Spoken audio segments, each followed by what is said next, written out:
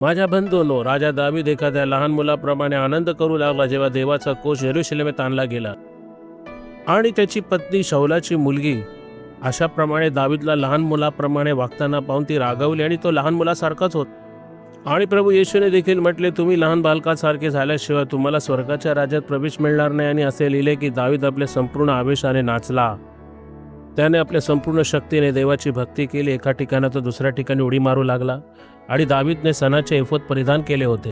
माझ्या बंधूंनो, देवाच्या अभिषेकाने स्वतःला परिधान करा आणि जेव्हा देव तुमचा वापर करतो तेव्हा केवळ नाममात्र गौरव करणारी व्यक्ती बनू नका, तर आपल्या संपूर्ण शक्तीने त्याचा गौरव करा. लोकांना प्रेरित करण्यासाठी आपले स्वतःचे शब्द बनवू नका. देव जे काही बोलतो फक्त तेच बोला. अशा प्रकारे बरेच लोक देवाच्या कामात अडथळा आणतात. देवाला कोणी विचलित करू शकत नाही. तो सर्व गोष्टींचा प्रभू आहे, त्याला माहिती आहे तो काय बोलतो, म्हणून आपण त्याची आज्ञा मानूया. हे दाविदा, तू आपल्या संपूर्ण सामर्थ्याने उडी मारणार आहेस. आता आणखीन काही सांगायची गरज नाही, कारण दावीदने आत्मिक रीतीने आनंद केला, त्याने लढाई जिंकली. तुम्हीही जिंकाल. पिते, आम्ही अशांसाठी प्रार्थना करतो जे त्यांची लढाई हारत आहे, कारण हे देवा, ते प्रभूचा शोध तसं करत नाही जसं केलं पाहिजे.